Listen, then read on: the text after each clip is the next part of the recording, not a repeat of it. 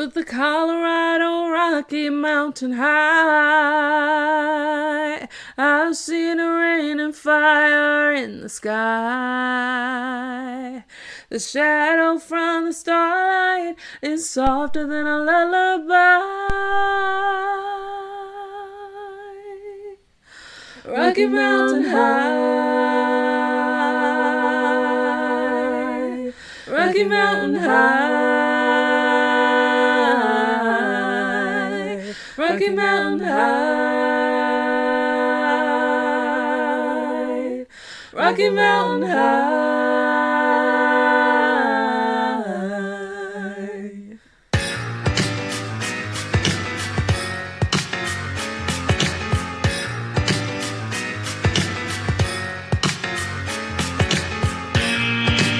Hello, Home Slices, and welcome back to Sup Media Reviews. Season 2 is here, and we're kicking things up a notch. We're diving into music, TV, and movies from over 20 years ago, plus we're kicking off a brand new YouTube series that's going to bring even more fun your way. This season is full of fresh reviews, special guests, and plenty of laughs. Ready to jump in? Let's get into this week's episode.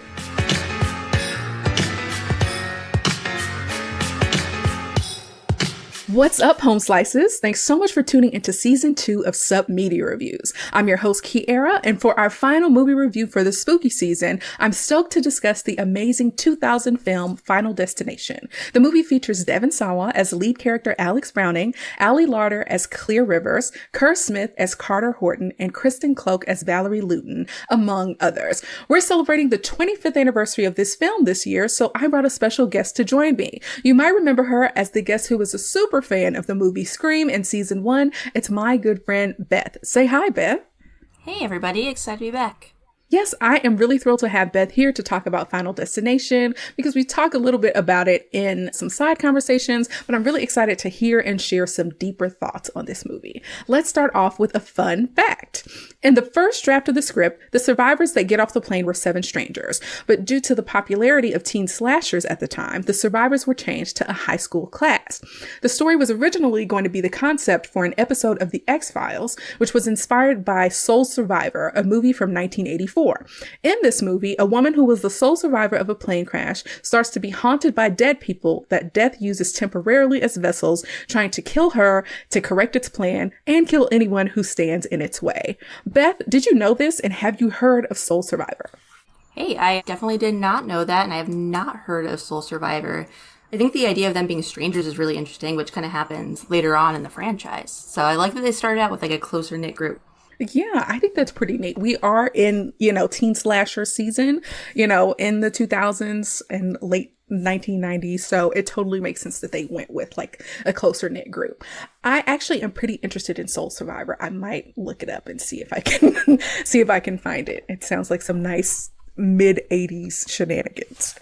Now, if you want to check out Final Destination, you can watch it on HBO Max as of the recording of this episode. Now we're going to switch gears and talk about our personal connections and the type of cultural impact of the film. Beth, can you tell me a little bit about that from your perspective? Yeah, I've been thinking about this, and it took me a minute to figure out why I love this movie so much. I think, as if you guys remember the Scream episode, I love horror movies, I love teen slashers. Shout out to Scream again. I promise this one won't go as long as last time. But I also had a huge crush on Devon Sawa back in the day. As like a 12-year-old, I think I had a poster of him and Jonathan Taylor Thomas, JTT, up on my wall when I was very young. So I think seeing him in something as an adult, I was like, oh, I'm gonna definitely watch that one. So those two things combined. Okay, nice. And what about the kind of cultural impact of the Final Destination, franchise? Yeah, I think it's an interesting one because, it sparked, I don't even know how many movies they have at this point, but they have a franchise in and of itself. So it's not necessarily that they inspired so much others that I'm aware of, but this movie themselves became a franchise, and that was the impact. Yes. Yeah, I agree. For me, this particular film franchise was a more palatable kind of horror movie for me because I'm very particular about the type of horror that I can watch because I have weak constitutions.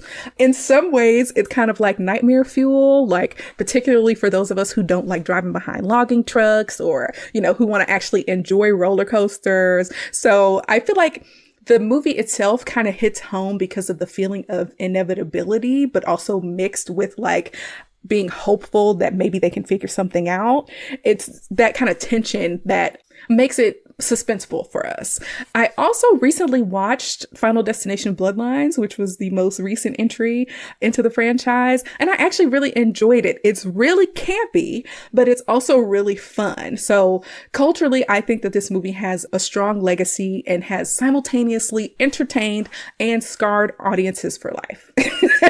I think that that's a fun line to kind of toe. Yeah, I 100% agree. I really like the first probably 3 of them, and then they got a little too gory, a little too much on just focusing on that instead of that suspense factor. Because that's honestly a super effed up premise if you think about it. It's like the universe, God, whatever it is, lets you know you're going to die, so you have a chance to change it, but then there's no real way out of it. Like, it is. And did anybody else really overthink every little thing in their lives for like weeks after watching this movie? I watched it last night, and all day today I was like, oh, what does this sequence mean? Oh no. So it definitely stays with you, which is an interesting one. Yes, very true. So I'm excited to continue to talk about this movie. Let's go ahead and dive in.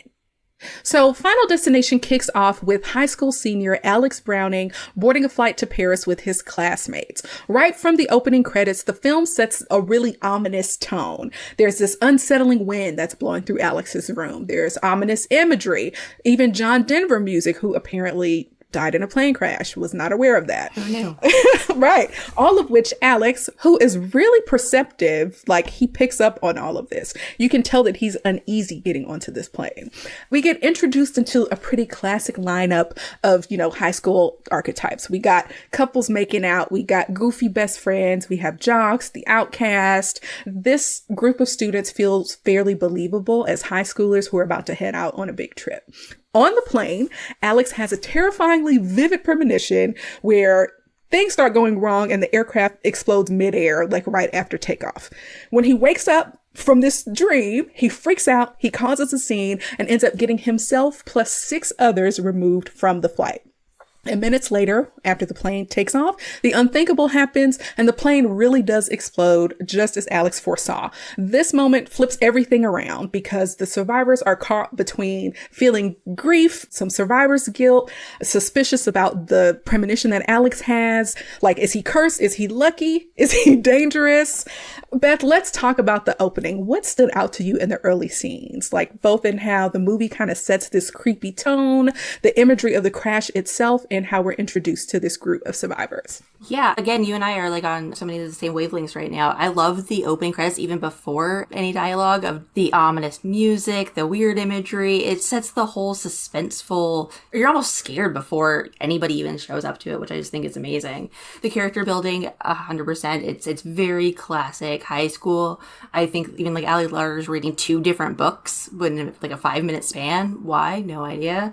And then Alex at the end is almost someone to blame. People are grieving, and then he's an easy person to go to. And it's interesting to me how the different characters react to him specifically, whether it's fear, whether it is thinking he is magical, whether thinking he knows everything, or just grateful that he did it, or angry that he did it. Just the different levels of how people respond to him, I think, is really, really interesting, even more so than I think the movie might have planned on. Yeah, I totally agree with all of that. People deal with stressful situations really differently. So we kind of see the gamut of everyone having a different kind of emotional response. So what I want to dive into next is kind of talking about the 7 passengers who are standing by when everything goes awry. Like, of course, everyone is totally freaked out. There's some infighting among the survivors. And then we also get introduced to some agents who are asking questions about the crash. I don't even know if I'm saying this right, Agent Ween and Agent Shrek, which I think is an interesting last name, who interrogate the crew based on the nature of the explosion. So first we'll start with Alex, of course, who's the main character. He is the perceptive visionary who, basically saves the only survivors and gets them kicked off the flight. As time goes on, he continues to experience strange things. Beth, I have a question for you because I asked myself this and I still don't know the answer. The premonitions are a big part of the entire movie franchise, but I can't figure out where they come from. Is the person special? It doesn't come across as if, like, is this a hereditary ability? Is it a link to death itself? Is it giving death, select individuals' premonition as a way to challenge itself? Like, what do you think? Where do you think these premonitions come from? Yeah, that's such an interesting question, right? Because it kind of goes back to what I was saying earlier of whatever is sending the predictions, whether it's the first one or throughout the entire movie, it almost feels like vindictive of you're able to have these things but not actually change anything. It puts Alex in like such a weird position of trying to change fate, essentially. But why would you let people know fate if they can't change it? My theory is that it is death sending him visions and just to super F with his brain and make his life more miserable, which is, again, very disturbing. Yes, it's totally messed up. Totally messed up. I personally haven't been able to decide just yet. I mean, later on, we do sense that it may be hereditary later on in the franchise, but it does seem crazy to like give somebody a premonition and then just like hunt them down anyway. It's pretty cruel. Yeah. So yeah, well, we also have Alex's best friend, Todd, who is kind of silly and fun. He's obsessed with dating, and he actually unfortunately loses his brother in the explosion. And unfortunately, he and Alex lose touch in the aftermath of the crash because Todd's dad is creating some distance between them. We also have Clear, who is an interesting outcast who actually voluntarily gets off the plane because she believes Alex when he's freaking out. She is the only student survivor who does not have a traditional two-parent household and is the quintessential not like other girls girl. She is also the only survivor who expresses very clear gratitude to Alex for saving her. She's the love interest. Next up, we have Carter, who is a jock, and Terry, his girlfriend. Carter is a grade A jerk. He is especially upset with Alex, first for getting him kicked off the plane, and then later for possibly thinking Carter owes him something because he saved his life. Carter is obsessed with taking control of his own fate and does not want to believe that death has other plans for him. The girlfriend, Terry, unfortunately, is not given much of a personality in the movie at all, but she does survive the plane crash. So there's that. I really don't know why they didn't give her a personality. She has amazing bright pink eyeshadow. So, so good. Yes, but they are the quintessential, couple that's making out everywhere. We also have Billy, who's played by Sean William Scott, who has 3 first names. And he's also an outcast, but in a very different, silly way. He's the kid who gets bullied, but kind of doesn't have the awareness to recognize why folks don't like being around him. Almost like an annoying golden retriever a little bit. He treats Alex like a crystal ball, basically asking him about the future. I actually find him quite endearing. And finally, we have Miss Luton, who is the only teacher to survive the plane crash. And she is completely freaked out by Alex. She comes across as a tough cookie and is really emotional about the crash. But we'll talk a little bit about her later. Beth, is there any character you want to go into more detail on? Anyone who stands out to you? Yeah, I mean, I don't want to touch too much on Miss Luton since you just said we'll get to her in a little bit. But I think just the overarching differences of how each of the characters respond to this trauma that they've gone through, and then how different Miss Luton is specifically with the guilt that she's feeling is very different than Carter's anger or the gratefulness. And it kind of speaks to their own individual upbringings or past lives or just maturity levels of where they're at. The one question you mentioned, the agents, you mentioned, the interrogation that happened and all the different characters in there. Where are the parents? We see parents a little bit with Todd's dad creating that distance, but then they're being questioned without representation. They're being all these things. Where are these people's parents? See on that beginning scene. Yeah, that is a good question. I didn't even think about that. The parents do show up later to be there for them and comfort them. But besides that, that is a little suspect. The agents are questioning folks that are still in high school. It's a decent question.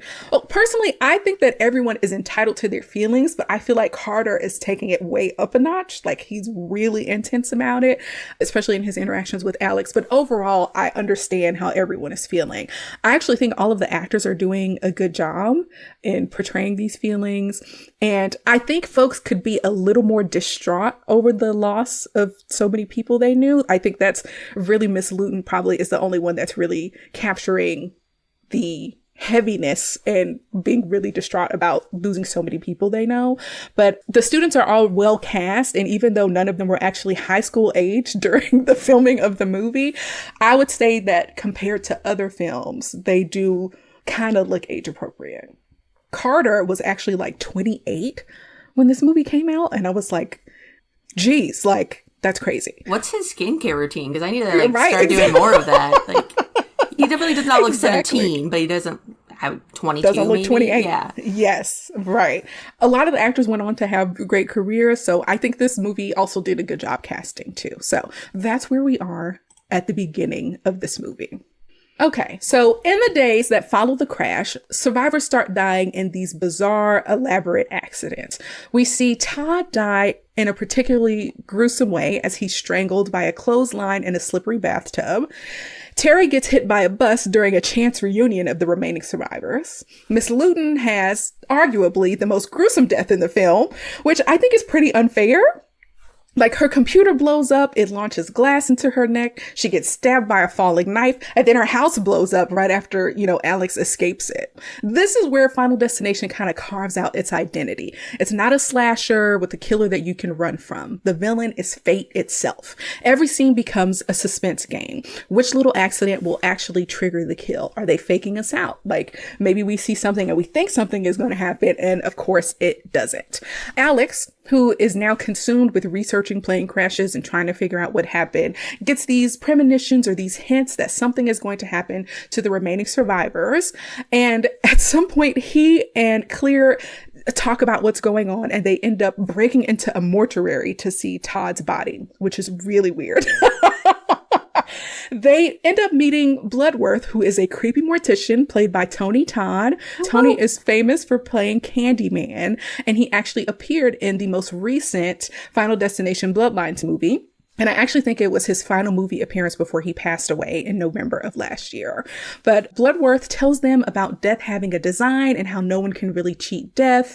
And this info, combined with the news report of how the plane is suspected to have killed the passengers, gives Alex an ordered list of who's going to die next. So there's growing paranoia. Some of the survivors think Alex might be cursed or even causing the deaths.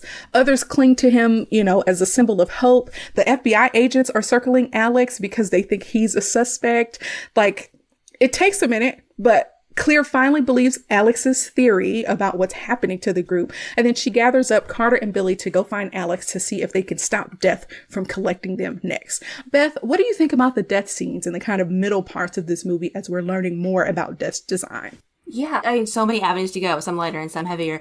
The hit by a bus scene is just terrible, but it's like the best jump scare that's kind of funny. Mm-hmm. But in the moment, she's finally telling off Carter, who's a jerk, and he's just finally like going at him, and then she's hit by a bus, and it's again just kind of Regina George type funny. Yes. Tony Todd showing up, I was so excited. I remember watching this the first time. I think I saw it in theaters in 2000. Maybe not. I was a little young. But every time he shows up, I kind of forget he's going to, and then he does, and it's like always a surprise. It's just delightful. The heavier part of it, though, is the Luton death. I think is an interesting one of going back to death as an entity and just playing games, because it's almost like he's framing Alex, who's just hunting down, finding all the clues. It's like, okay, yeah, you want to find all the clues? Find them. We're going to frame you for murder, which is just like a next level of that vindictiveness that we were talking about earlier. There was one quote that I wrote down. The only one I wrote down was Alex saying, "I'm not going Dahmer on you guys, I promise." That's just such a weird serial killer to name in that situation. I agree. That was weird. If anybody knows anything about Dahmer history, it was definitely not this. It was definitely not just killing random people. And yeah, that was the one quote where I was like, what? Why did the writers choose that serial killer? Okay. Bundy would have made more sense. A little. I agree. Okay. One of the details that I didn't remember from the film, and it apparently only is in this first movie, is that the folks who are about to die can actually see a manifestation of death before it acts. I don't know. Did you see like a gray shadow come up like as people were about to die? Like there was a gray shadow behind Todd in the mirror, or it showed up in like the kettle that Miss Luton was using. I was like, it doesn't show up anywhere else in the movie, but I was like, oh, that's a little weird. It's unique to this first movie. I also do agree with you that it's interesting that Alex could possibly take the fall for the deaths of the other survivors. It's an interesting angle to play and something else that I didn't remember. But all of these scenes are like the bread and butter of the series. Like, how will death take its next victim? How many coincidences need to happen to make it look like a freak accident? Like, how can they fake us out? We get a lot of suspense build up, and a lot of times we don't necessarily land where we think we will. There are some times where it's like, okay, I figured that would happen. But other times where it's like, oh, I thought we were going a different direction, which is super fun and is what Final Destination is famous for. Sometimes it's quick and easy, like being hit by a bus. Sometimes it's long and drawn, like Miss Luton. And other times it's just so convoluted, it's basically impossible for all of these things to happen at the same time. I personally think Miss Luton's death was needlessly harsh. And it's just really interesting to me because I feel like a lot of horror movies have characters that are designed to be killed in a particularly gruesome way. Like they usually have really bad attitudes and the plot is designed for us to hate them. And I feel like they were trying to make us hate Miss Luton and it didn't work. And so I was like, why did she have to, why was her death so bad? It was particularly awful. I actually felt kind of bad for her. Beth, what do you think about this kind of archetype in movies where you have the person who's so much of a butthole and you know they're going to die in a really gruesome way? Yeah, I think I'm going to touch on a couple of things that you said there. I think the things that you think are going to happen, or you see like the potential for them and then it not actually adds the suspense, which I absolutely love. We see it in a few different ways. Miss Luton, I think Miss Luton's one of the most interesting or the most realistic characters in terms of how she's dealing with her grief. And everybody handles their grief and trauma in different ways. And as long as you're not hurting other people in the way, go through your process, where she does feel this guilt. She was the sole teacher who survived. She was packing up and moving when she met her end. She was trying to overcome it. She even says to Alex, like, you scare the shit out of me. Like, she was dealing with so many different emotions. And I agree. I don't think I ever hated her, even when I first watched it, especially now as like a grown person, an actual adult. I definitely don't hate her now. And I agree that her death was by far the most gruesome. And I'm not sure if that was because they wanted some more gore, or if it was about her individually, because it would make sense for Carter's death, should have happened, to be the most, because he was obviously the quote-unquote human villain who wasn't the villain. Yeah, I don't mind it because of how the movie is, but I also don't think it makes much sense. Yeah, I still can't put my finger on why they chose her to die in such a gruesome way, but I do agree that this Rube Goldberg machine of her death in particular is really like the bread and butter of the film, and I think hers is kind of like the best sequence. But essentially, the action is picking up. We kind of know what's going on, but things, of course, get a little more intense as we, move on to the kind of climax of the film. So the body count is rising. Alex is becoming obsessed with trying to break the cycle. And so there's a point where the 4 remaining survivors meet up and they're in Carter's car and they want to know who Death is coming for next because Alex has figured out that there's an order. Before we talk more about that, I want to point out a really funny joke because as they're trying to figure out who's going to go next, Billy, the insufferable one, wants to know if he's going to be alive long enough to see the Jets win the Super Bowl. And that is hilarious because the Jets haven't won a Super Bowl since 1969. So there's no guarantee that any of us will live long enough to see that. Beth, I know you're a big football fan. What did you think of this joke? I thought it was funny. I think it used to be the Mets win the Super Bowl for like New York. I think they are in New York. So I thought it was like a fun play on a classic Major League Baseball series, which is great. The Jets, They've had it rough. The Aaron Rodgers years. I'm not going to go into football. I could. Aaron Rodgers. But no, Justin Fields super solid. So maybe the Jets will come back. We'll see. We'll see if any of us will be alive long enough to see it happen. It'll actually be kind of funny. So yeah, back to the actual action of the film.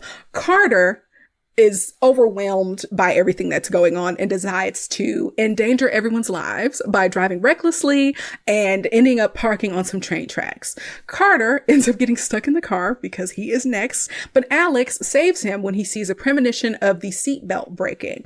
He realizes that if they can intervene in the pattern by saving someone at the exact moment they're supposed to die, they might be able to reset things. This makes Alex believe that Carter was actually skipped in the order, and that theory gets confirmed when the passing train launches a shard of debris that ends up decapitating Billy. This is one of the more memorable deaths for me. Also, something crazy happens where suddenly Clear and Alex are kind of in a relationship, and it's like, it's not surprising, but it's abrupt. Like, they go from having a little tension to her saying, "Babe, I have to hide you at my dad's house." Beth, what do you think about this sequence of events leading up to Billy's passing?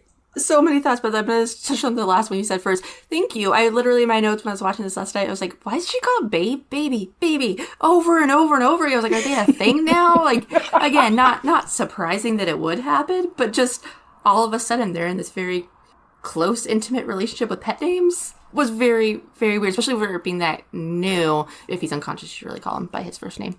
Yeah, Carter is just, I can't decide if he's stupid, selfish, or a combination of both, which is probably what it is, but just not caring at all who dies, not caring at all who he might hurt in the process, I think speaks definitely to his character they've seen throughout it. The only time he's ever seen him upset is when Terry, sorry, she doesn't have a big personality, so I forgot her name. Terry. When Terry dies and he like goes through that trauma. So I think he's dealing with the loss of his girlfriend along with his classmates. So a little extra crazy, but he literally does not care. The premonition of the seatbelt breaking, again, where are these premonitions coming from? We're making some broad leaps like, cool, I'll save you now. But why are there only premonitions right when somebody dies for some people and others? There's a lot of like unanswered questions.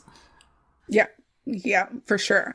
Billy's death was really one of the few that I could really remember in this movie. And it just like kind of came out of nowhere. The head roll. Yeah. So don't hate me. I forgot that happened. I was also really surprised you didn't bring up Sean William Scott when you were first naming names because he went on to do a lot of things. But I didn't remember that happened. I watched this movie last night and I kind of forgot it happened again until you were just saying it. So I don't know what it is in my brain that just maybe I just like block out the head roll. As soon as you said it, I was like, oh yeah, that was a thing. But it is very, very brutal. Quick. Yes, for sure. Then like this weird kind of scene happens because Alex decides to hide away in Clear's cabin. I want to call her Clear so bad because Clear is not a name. Her name is Clear Rivers too. It's very strange, but Alex is hiding away in her cabin and he's starting to kind of go a little stir crazy. He's trying to stave off death because he believes he's next. So he's like death proofing the cabin. And while there, he realizes that because he didn't switch seats like he was planning to when we saw that premonition, it's actually Clear who's next in the order. Clear gets convinced by the police to release his location. And so he is being chased by the police and is also trying not to die while he is canoeing and running through the woods and trying to get to Clear to save her. But this is crazy. Okay, so at Clear's house, she and her dog are being tormented by a downed live wire. She ends up kind of getting trapped in her car.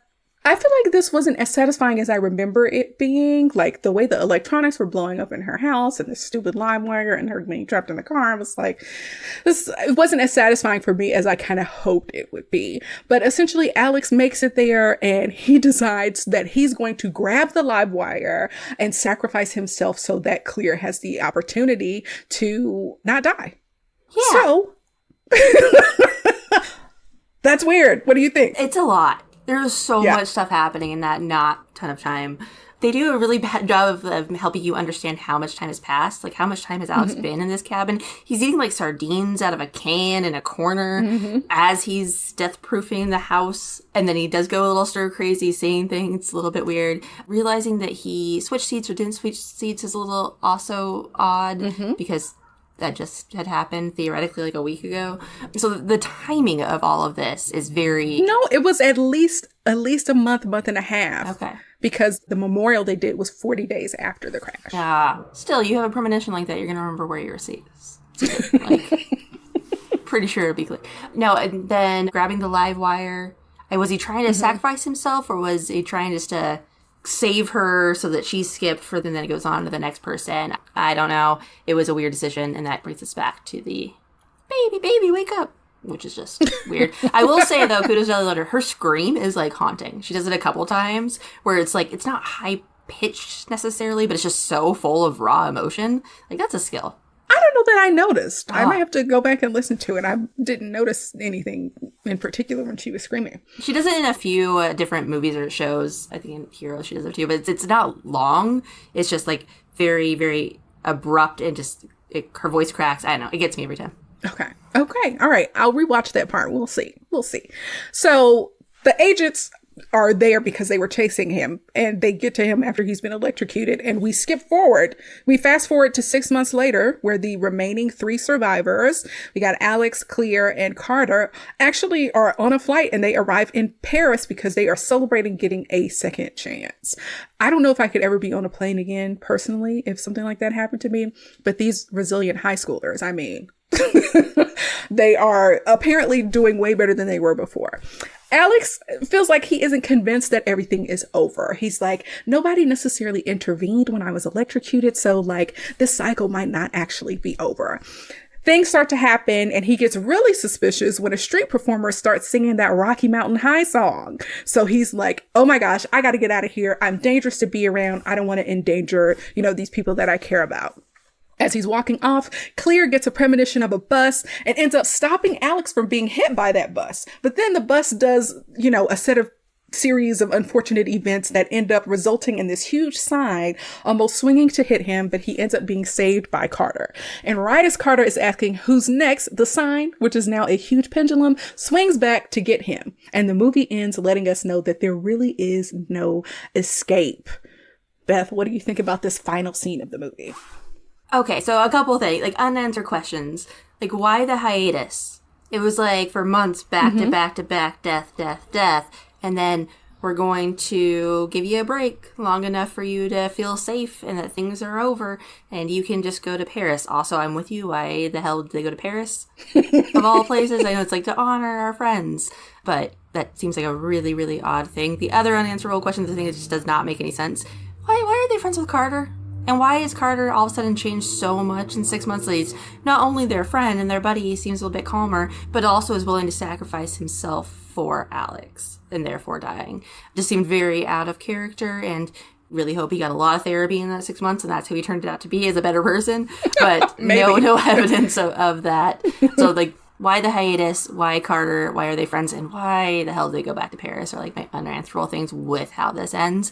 But I do like the sort of cliffhanger ending. It's what built the franchise of, no, you can't get out of this. And that's even scarier than figuring out a way to get away from Michael Myers. Because Michael Myers is always going to come back, right? He can't be killed. Right. But unless you're Laurie Strode, you kind of move on with your next thing. This is like, no, it's going to haunt you for the rest of your life, and you're never going to know where to look or when it could happen. And it could be 6 months, it could be a year before it comes back. Like, that is going back. I kind of answered my own question. That's going back to kind of the death entity vindictiveness things. Like, we're going to make you feel safe for a little bit and then just completely mess up your world again. Man, that's really messed up. It is. Yeah, the 6 month hiatus is crazy. Of course, because Alex is super perceptive, he's like, it's not quite over with. And you can hear the denial in Clear and Carter's voices. So like, hey, it's over. It's been 6 months. Like, resting on your laurels is not something you can do when you're in Final Destination. And so I feel like the way it wrapped up, of course, ending on a cliffhanger, opening the door for the other films. Overall, I really enjoyed it. I personally generally like for things to have happy endings, but because I know what Final Destination is, there's virtually no happy endings in it. So I can accept that, okay? I feel like there were a few things kind of overall in the movie that I'm like kind of either don't make sense or don't fit well for the movie. And I don't know. It's, for me, a number of things just kind of don't feel right, but overall it's really good. I feel like the police, like why? The investigators could have been removed from the movie and it would have been fine. Like, personally, besides like the little bit of, suspicion that Alex is actually killing off the other survivors, they don't really play like a pivotal role. They didn't have to be in the movie at all. Like, there's just certain things where I'm like, okay, this is, this is a little strange. Well, and they weren't even police, right? They're FBI. Yeah. So next level. I agree, though. They almost remind me of the FBI agents in Die Hard, if anybody's seen Die Hard, where they're just, like, so, like, almost goofy and weird. Yes. You're just like, why are you here? There's always, like, a strange relationship between, like, police officers and FBI, and you can tell who's favored whenever you're watching anything related to them. But they were just so unnecessary, I mean. But overall, the movie ends on that cliffhanger note, and we get a little bit of some resolve in the next Final Destination movie. So be sure to check that out, also on HBO Max. Now, at the end of every review, we ask the same questions. Does it hold up today? And is it worth a rewatch? Beth, what do you think? Yeah. Again, I watched this last night, and I honestly, it was been like a long day. I was doing a lot of things, and I wasn't looking forward. I kept putting it off, watching it. And then I got a bowl of popcorn and sat down and watched it. And as soon as it started, again, with that ominous music for the opening credits, and then you see Alex, who you kept calling perceptive. I just think he's a really weird, superstitious kid. Like, why is his birthday being the same as the flight information a bad thing? And all those things, I was like, I got into it immediately, and I loved it. It is nostalgic for me. I watched it shortly after it came out as a teenager, and I've watched it a few times, not as many as Scream, but I've watched it a few times since then, and I love it all the time. So, worth a rewatch if you watched it and liked it. If horror's not your thing, no. But if you haven't seen it, I was talking with my sister about this last night, I would recommend watching it, at least the first couple. Yeah, I would agree with that. I think for me, this movie is worth a rewatch, and for the most part holds up today. I feel like there's nothing in this movie that's in particularly poor taste. I actually applaud the fact that there's no gratuitous nudity, which happens in a lot of teen slashers. So the graphics are appropriate for the time. The only two kind of things that stood out were like when Billy was decapitated, his head looked crazy. And there was one time where something gets knocked over that's obviously on a string. But besides that, overall, it holds up for me. The deaths are pretty memorable. The acting is pretty good. And of course, there are some elements I'm not a fan of, like who needs those FBI agents? We didn't need them throughout the whole movie. I'm not a fan of how graphic Miss Luton's death was. They could have either made us hate her more or reserve that from a character we actually didn't like. Perhaps maybe Carter. I didn't like the lack of buildup to Clear and Alex's relationship. It just went from 0 to 60 so fast, which is actually a really big peeve of mine for movies. But overall, it's a decent story that laid the base for, of course, a successful franchise. And I will say one thing that I kind of didn't remember is that this movie is less campy than some of the later films. I feel like it takes itself more seriously than a lot of the later films in the series. And I'm like, I could have used a little more laughter or fun in this one. But besides that, I was entertained. I enjoyed going down memory lane. I was into it. I agree with most of that. I didn't mind the decapitation scene as much as you did, or even Loon's death as much as you did. And I actually think it's kind of interesting to use that on a character you didn't hate, to be like, oh, it could be anybody. The romance between those two just didn't make any sense as fast as it moved, which, I've already said. The one thing that I think, you mentioned the campiness, I kind of agree. I think that there is a little bit of camp with, again, the bus hitting scene followed by both Alex and Clear drinking Alka-Seltzers in their different houses. Like the drop in the fizz is campy and just really funny to me. But I agree. And we kind of mentioned this at the beginning, where when people talk about Final Destination, the thing that they think about, the thing that memes are made out of, is the log on the highway scene, and people just say Final Destination. Realistically, that's the second one. So I think even the franchise sticks in people's brains on some level. Yeah, I agree. I had a great time. I think folks should actually look into it. I watched Final Destination 1, 2, and 3 last night. All fantastic, all super fun. So please check it out, okay? Beth, any final thoughts before we talk about the ratings? No, I love the third one more than the second one, personally. But the first three are great. I stopped watching in the middle of the fourth one, but I did watch Bloodlines, and that was kind of got back to that kind of campy, fun, less just pure gore. So yes, it's great. Yes, super silly. And the fact that it was, kind of Space Needle, and we're in the Pacific Northwest was actually pretty freaky for me personally. It was. Yes. Well, let's talk about the ratings. Beth, if you had to guess, what do you think the critics and audiences rated Final Destination on Rotten Tomatoes? Oh, I'm so bad at this because I like a lot of things other people don't. I'm going to say critics for the time, low 50s. I think it'd be good. Okay. I'm going to say audience a little higher. Okay, you're pretty spot on. Okay. The critics gave it 49%. All right. The audience gave it 68%. So they were, way higher. Okay. I actually think the audience is pretty close. Like, I think it's a really entertaining movie. Of course, it's the basis for the other films in the franchise. But again, I would have liked a little more levity in the movie, along with some of the other things that we talked about earlier. I'd give it about like a 75, 76. What about you? What would your rating be? 75 was where I was at. I was okay with the 68. I think I would go a little bit higher. 70, 75. Yeah. I don't think I'd go above 75. Yeah. There are other better films. There are. There are.